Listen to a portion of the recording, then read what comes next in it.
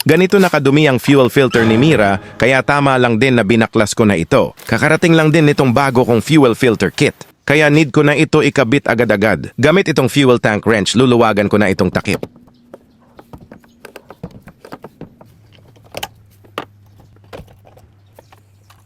Pwede nyo ibalik sa tank yung sumama na gasolina. Uunahin kong baklasin itong dalawang power socket.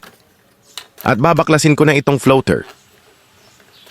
Next, ito namang fuel pressure regulator. Kung first time mo magbaklas nito, kunting ingat lang para di siya mabasag. Kaya ako kinakamay ko na lang. Tatanggalin ko muna itong lock ring para mas makabuelo ako.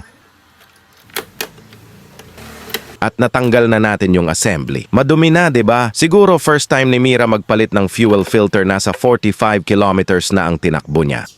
Para matanggal itong wire ng fuel pump, push mo lang ito pababa at hatakin or itulak palabas. Ingatan lang na wag mapigtas yung plastic para hindi na tayo mapabili ng bago.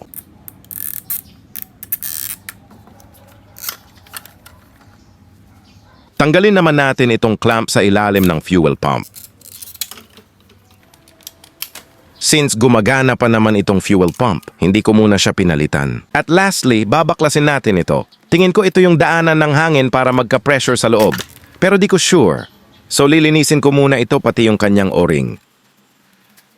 Ito pala yung mga kasama sa buong assembly. Itong malaking O-ring ay para sa takip ng gas tank. Merong spring, dalawang malilit na O-ring, dalawang lock ring, isang filter pad at itong puti para sa ilalim ng fuel pump. Una kong ibabalik ito.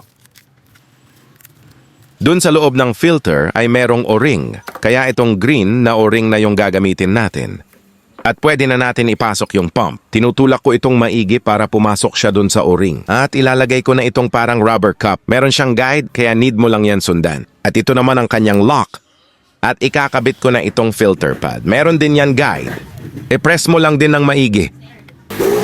At ilapat ko na itong wire ng pump. Sinikwat ko lang paangat para bumalik yung kanyang lock. At tinanggal ko yung lumang O-ring nito para mapalitan ng bago.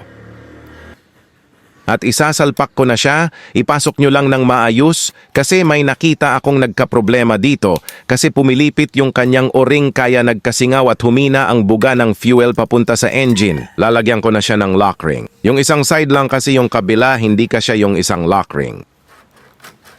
At ikakabit ko na itong floater.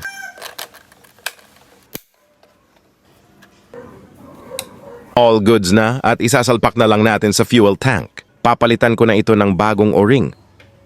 At ipasok ko na itong fuel filter. Meron din guide dyan kung tama ang salpak mo. Itulak mo lang pababa at ikutin, mapapansin mo na tumatama siya sa slot niya. Gagamit naman ako ng tools kasi mahirap na siya ikotin ng kamay. Pag okay na, pwede na ikabit itong mga cables and wire. Nireuse ko pala itong lumang lock kasi hindi yan kasama sa package. Siguraduhin nyo lang na naka-align itong marking sa takip dun sa guide sa gilid. All goods na, start natin yung engine kung gagana siya.